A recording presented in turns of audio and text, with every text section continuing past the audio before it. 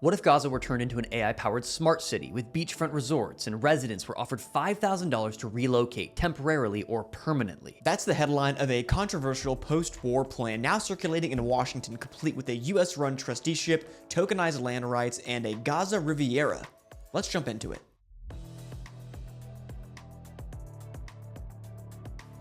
What is the plan?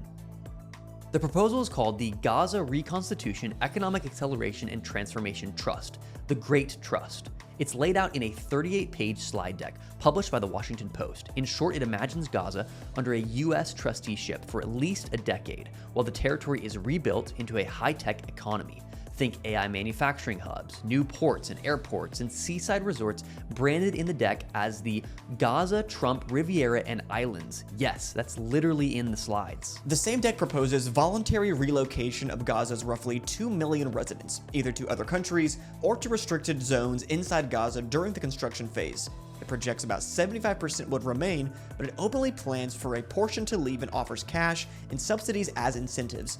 According to the slide, the package includes $5,000 per person, 4 years of rent subsidized, 1 year of food support, and temporary housing. One of the most eye-catching pieces, residents' property rights would be converted into digital tokens issued by a land trust. Those tokens could be redeemed for future apartments or sold, essentially tokenizing ownership during a reconstruction. The pitch to investors claims a potential $385 billion return on a $100 billion build, with the deck also name-checking mega projects like an Elon Musk smart manufacturing zone. Yes, that's also in the slides. The Independent also reports that the plan envisions not just one city, but 6 to 8 AI-powered smart cities across Gaza, creating what promoters describe as a futuristic Riviera of the Middle East.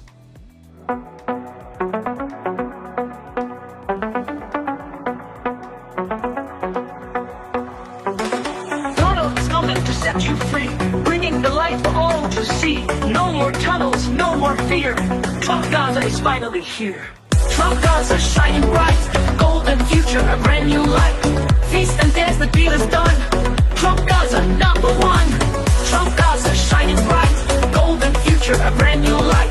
Feast and dance, the deal is done. Trump Gaza #1. Is this official US policy?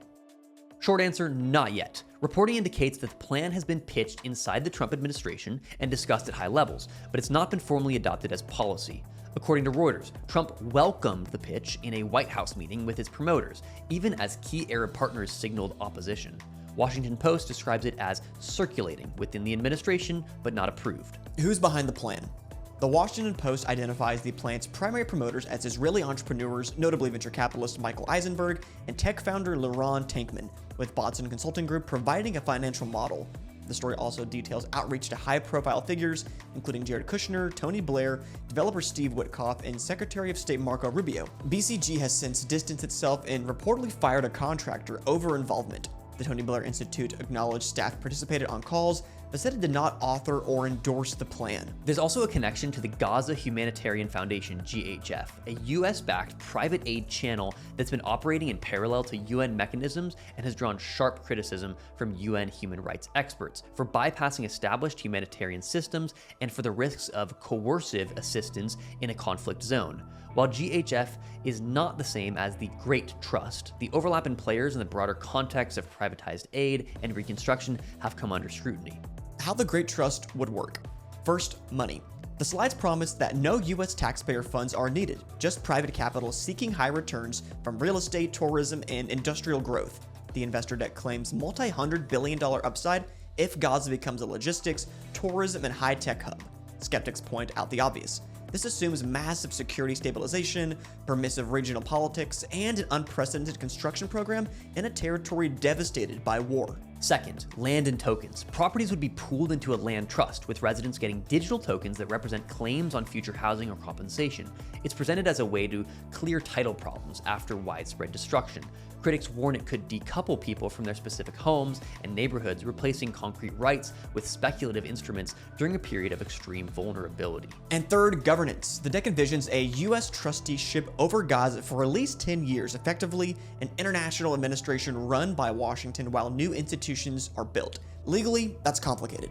Under the UN Charter's Chapter 12, trusteeships are typically administered through the UN Trusteeship Council, which has been inactive since 1994. Reviving or repurposing that framework would likely require Security Council and/or General Assembly action, unlikely without broad consensus. A unilateral U.S. trusteeship would be a major departure from established practice.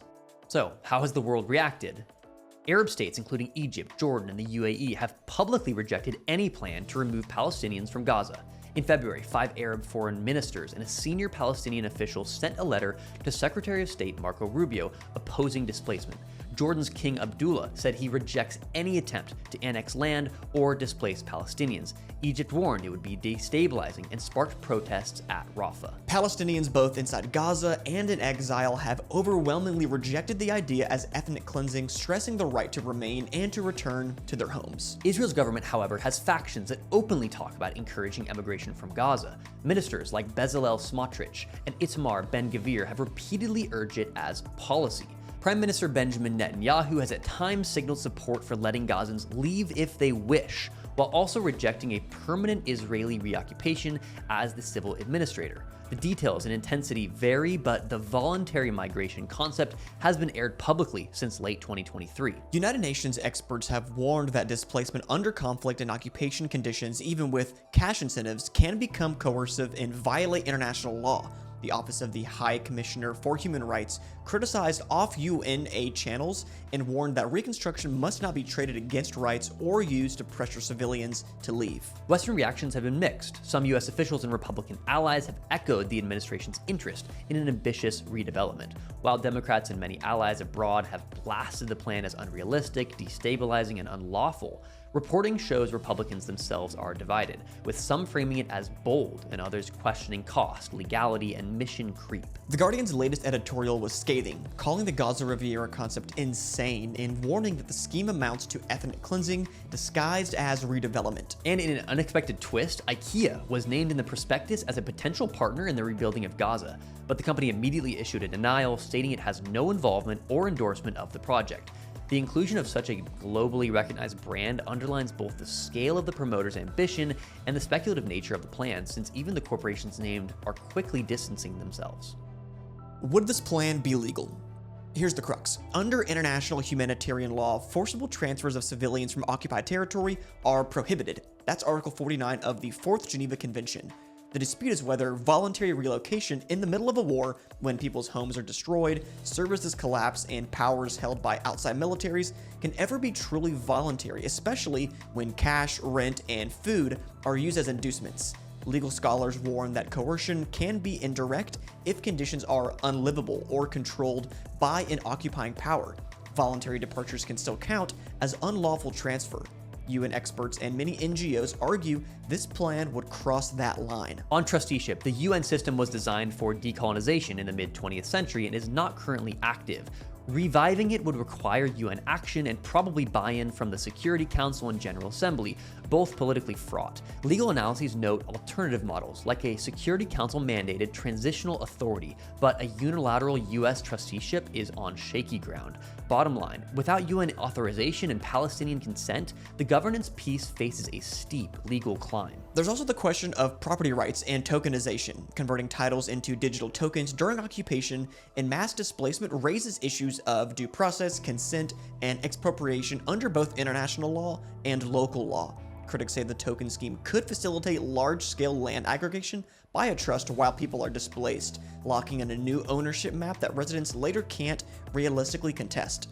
The deck's promise of massive investor returns only heightens those concerns. And finally, intent matters. Israeli officials' repeated calls to encourage emigration of Gazans will be cited by lawyers, arguing the plan's displacement is not truly voluntary. That public record will loom large in any legal challenge. So, what happens next? Right now, this is still a proposal, high profile, detailed, and clearly pitched to the White House, but not adopted policy. Politically, the path runs through Arab capitals that have already said no, through UN bodies that are skeptical, and through Palestinian society that overwhelmingly rejects the idea of leaving or trading land rights for tokens. Legally, the plan would invite immediate challenges on forcible transfer and occupation rules, not to mention the mechanical of any trusteeship outside a UN mandate.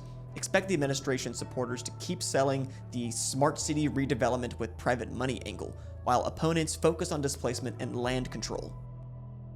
We'll link the key sources in the full slide deck in the description below so you can read the primary documents yourself. If you want a follow-up video, maybe a deep dive into the tokenized land idea or the UN legal path, tell us that in the comments. And if you found this helpful, like this video, subscribe to our channel so more people can see this content. Thanks so much for watching.